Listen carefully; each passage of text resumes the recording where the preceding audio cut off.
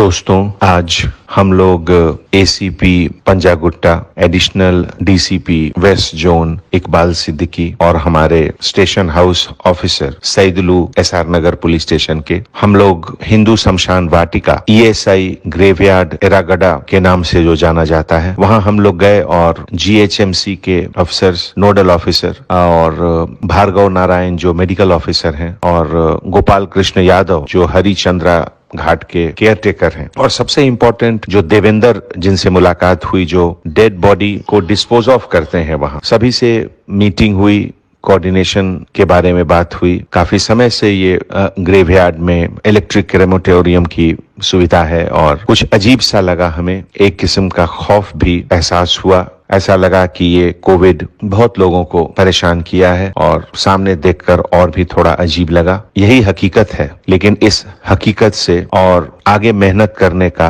हौसला भी मिलता है। डेड बॉडीज के डिस्पोजल जो मिनिस्ट्री ऑफ हेल्थ की तरफ से एसओपी बताई गई है, उसके तहत की जाती है। ईश्वर उन तमाम मरहूम लोगों की आत्मा को शांति दें, परिवारों को शक्ति दें कि इस सदमे से बाहर आएं। हम सभी को बेहतर समझ दें कि हम लोग हमेशा मास्क यूज करें, सोशल डिस्टेंस 2 गज की मेंटेन करें और अपने शहर को ज्यादा से ज्यादा बचा कर रखें।